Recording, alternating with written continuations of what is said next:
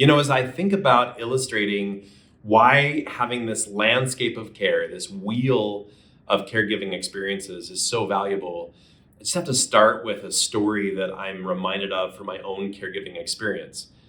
I knew I was the primary caregiver of my mom. I knew that I was the one to whom everybody came to coordinate her care and her existence. But my sister, who was from out of state, had flown to spend a couple of days with her, and I lived a couple of hours away, and they were enjoying my sister's visit. And then I got a call from my sister that she had been out to lunch with my mom, and my mom had fallen getting back in the car, and that she was pretty hurt, and it looked like she might have a broken wrist.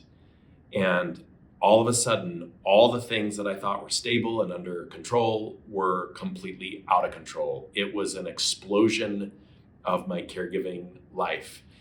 I started to ask a bunch of questions that just had no answer.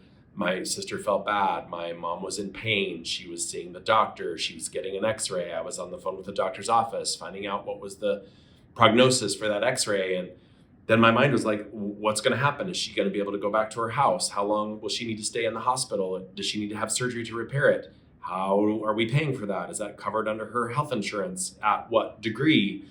And if she can't live back in her home because she needs more rehab care, where's she going to go? And do we bring help in the house? And what's that going to cost? And what's the best kind of help? And my brain just ping ponged between a million different questions that I didn't have any answers for. And I remember that time feeling so disrupted. And, to be honest, across my caregiver experience, as I was doing my very best, there were several of those episodes that continued to blow up. And I came to learn that if I could just map out a landscape of caregiving and know different categories or scenarios, whatever they were, that were the parts of caregiving, and I could understand those and learn how to build strength within them and resources and process and structure, I didn't have to ever feel so unmoored, unanchored as I felt that day.